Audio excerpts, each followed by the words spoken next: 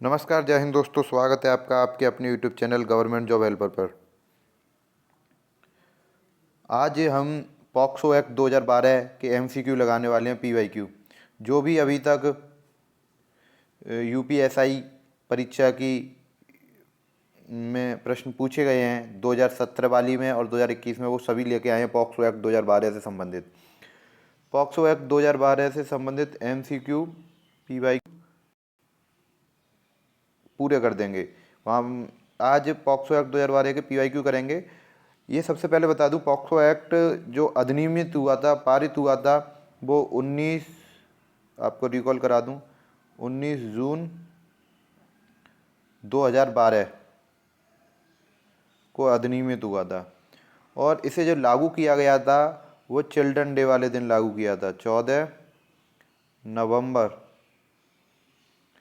2012 को। ठीक है दोस्त, ये 2012 में 14 नवंबर को लागू किया गया था। 19 जून 2012 में इसे पारित किया गया था और इस एक्ट का नाम है पॉक्सो एक्ट 2012। इसके आज हम पीवाईक्यू करने वाले हैं।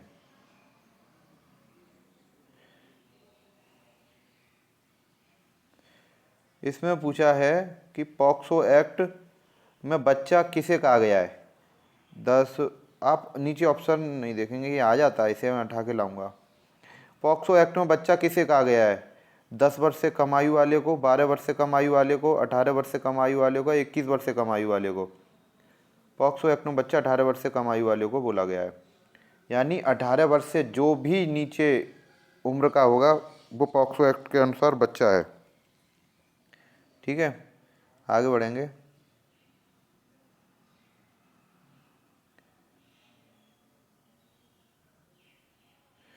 पॉक्सो एक्ट के तहत स्पेशल कोर्ट की स्थापना होती है सुप्रीम कोर्ट के निर्देश के अनुसार, राज्यपाल के आदेश से या केंद्र सरकार के आदेश से या धारा 28 के तहत। तो आपको बताएं कि धारा 28 में पॉक्सो एक्ट के तहत स्पेशल कोर्ट की स्थापना होती है। धारा 28 में बताया गया है कि इनकी सुनवाई करने के लिए, इन जो भी इससे पीड़ित होंगे उन्हें जल्दी न्याय मिलाने देने के लिए इसकी सुनवाई अलग से होगी।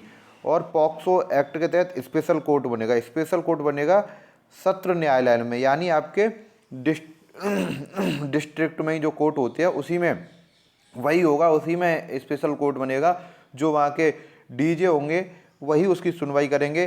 परंतु ये कोर्ट की जो इस कोर्ट का गठन होगा वो राज्य की सरकार या राज्य के मुख्य न्यायाधीश, यानी आपके राज्य के हाई कोर्ट के चीफ जजेस के सलाह पर होगा, उनके आदेश के अनुसार होगा। तो पॉक्सो एक्ट में धारा 28 के तहत स्पेशल कोर्ट की स्थापना बताई गई है। यदि कोई पुलिस अधिकारी अपराध की सूचना नहीं लेता है तो वह दंडनीय होगा। कोई भी पुलिस अधिकारी, यदि आप वहाँ पे सूचना करने जाते हैं पॉक्सो एक्ट की और वो अपराध नहीं लेता है तो वह इसी के पीछे दंडनीय होगा। पॉक्सो एक्ट में यौन उत्पीड़न की न्यूनतम सजा है। पॉक्सो एक्ट में जो यौन उत्पीड़न है उनकी न्यूनतम सजा 3 वर्ष है।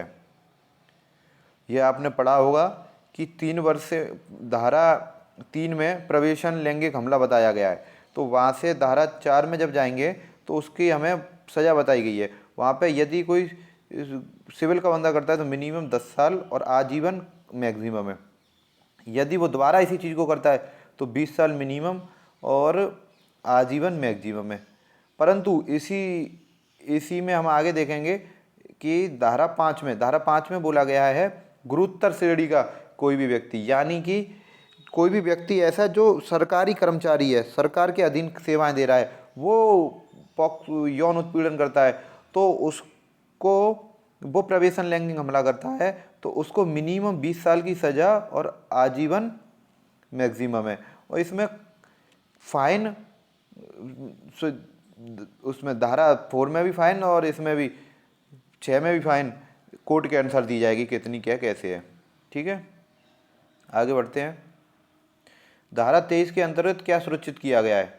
धारा 23 के अंतर्गत क्या सुरक्षित किया गया है? मैं आपको बता दूं, धारा 23 के अंतर्गत गोपनीयता सुरक्षित की गई, यानी जो भी उत्पीड़ित व्यक्ति है उसको धारा 23 के अंतर्गत उसकी आईडी को हाइड किया जाएगा। किसी मीडिया वाले को नहीं बताना है, किसी भी क्या नाम है कैमरा वाले को नहीं बताना है, किसी भी अधिकारी को नहीं बताना है, जिसके पास सूचना आई है सिर्फ उसी को ये सूचना दी जाए। बाकी सबसे सूचना को छिपाना है, उसकी जो गोपनीयता है, उसकी आइडेंटिटी है, उसे हाइड करके रखना है और हाइड करके ही उसका कार्य करना है। धारा 23 के अंतर्गत ये सुरक्षा दी है। गंभीर यौन उत्पीड़न की श्रेणी किस धारा में है? जो गंभीर यौन है उनसे उत्पीड़न की श्रेणी धारा 9 में। जैसे मैंने आपको बताया 4, 5, अभी आपको 3, 4, 5, 6 बता दिया, तो मैं आपको बता दूं 7, 8, 9, 10। धारा 7 में बताया गया है कि कोई भी ऐसा व्यक्ति जो 18 साल से कम की उम्र के बालक को टच करता है किसी गलत उद्देश्य से टच करता है, तो उसका दंड बताया गया है धारा 8 में, जो धारा 8 में बताया गया है। और धारा 9 में बताया गया है कोई भी गुरुतर श्रेणी का व्यक्ति, जो भी कोई भी सरकारी कर्मचारी गलत उद्देश्य से टच करता है तो उसका दंड बताया गया है धारा 10 में।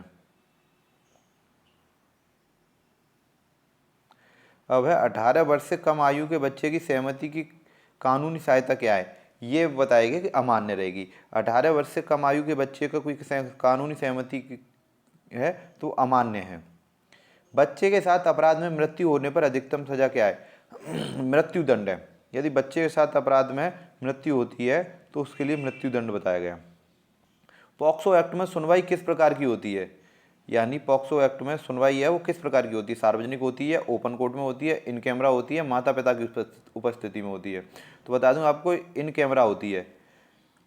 यहाँ ऑप्शन सी राइट है इसका। पॉक्सो एक्ट में सुनवाई इन कैमरा होती है।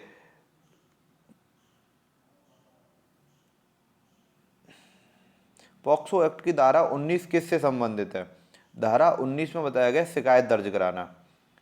जैसे धारा 15 है, 16 है, 17, 18, 19, तो उसी प्रकार धारा 19 है। धारा 19 में बताया गया है कि इससे संबंधित शिकायत दर्ज कराई जाएगी। धारा 19 में शिकायत वो दर्ज कराएंगे, कोई भी मीडिया वाला हो, कोई भी कैमरा वाला हो, कोई भी लोक अधिकारी हो, कोई भी सार्वजनिक व्यक्ति जो समाज की सेवा में हो, कोई भी व्यक्ति हो, अगर यदि उसे पता पड़ता है कि यहाँ पे पॉक्सो एक्ट हो रही है, यहाँ पे बच्चों का शोषण हो रहा है, यौन शोषण हो रहा है, वो आप अपने नज़दीकी थाने में जाकर इसकी सूचना देगा और इसकी शिकायत दर्ज कराएगा और उसकी गोपनीयता सुरक्षित रखी जाएगी और उसको साथ देकर उस स्थान के खिलाफ कार्रवाई की जाएगी।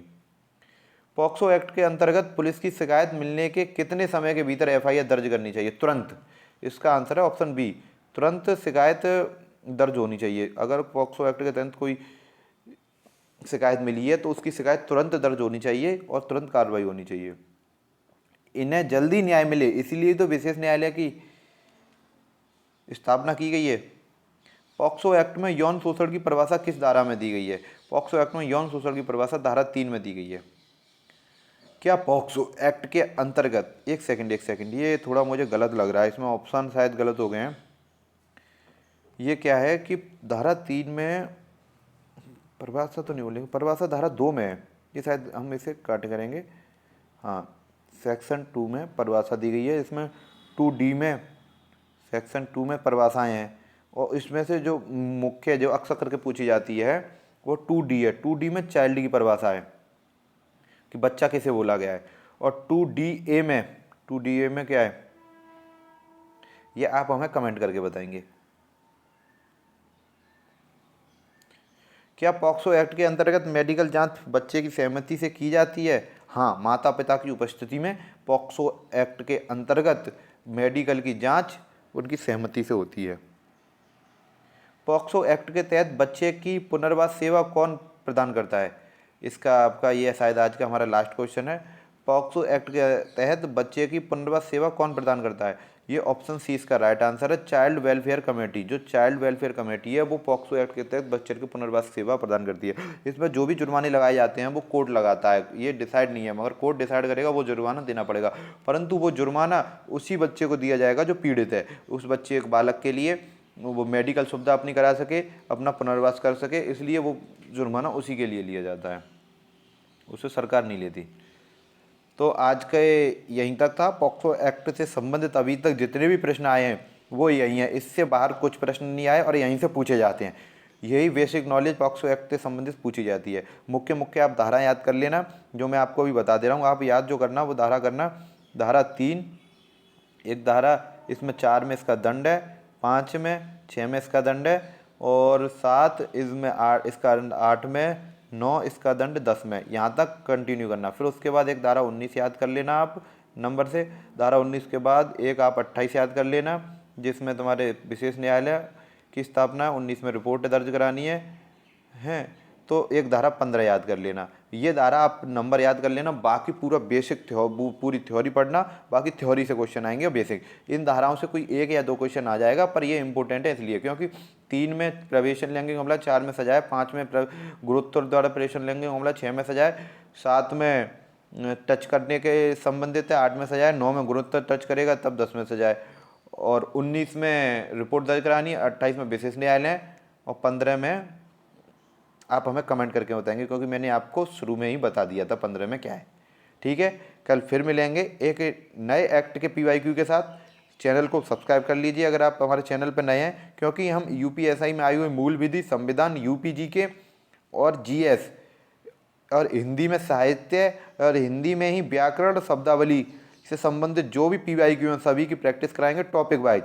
फिर ये टॉपिक वाइज जब प्रैक्टिस हो जाएगी तो हम सेक्शनल कराएंगे, मतलब हिंदी का मैक्स सेट, फिर हिंदी ऐसे करके अभी करके जो भी टॉपिक वाइज गलती है उन्हें सुधारना, फिर मिक्स में जो गलती होगी उन्हें सुधारना, फिर पूरा मॉक लगाया करेंगे, उसका एनालाइज करेंगे।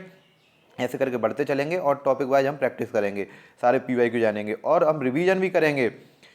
तो जुड़े रहिए, चैनल को सब्सक्राइब कर लीजिए, आपको बहुत कुछ मिलने वाला है, और आप जब एग्जाम बैठेंगे तो आपको बहुत फ़ायदा होने वाला है। आप याद करेंगे कि हमने ये जो वीडियो देखी थी बहुत अच्छी थी, छोटी छोटी वीडियो में बहुत कुछ, लंबी वीडियो नहीं बनाया करेंगे। ठीक है, फिर मिलेंगे एक नई वीडियो के साथ, तब तक के लिए जय हिंद, जय भारत, जय माँ सरस्वती।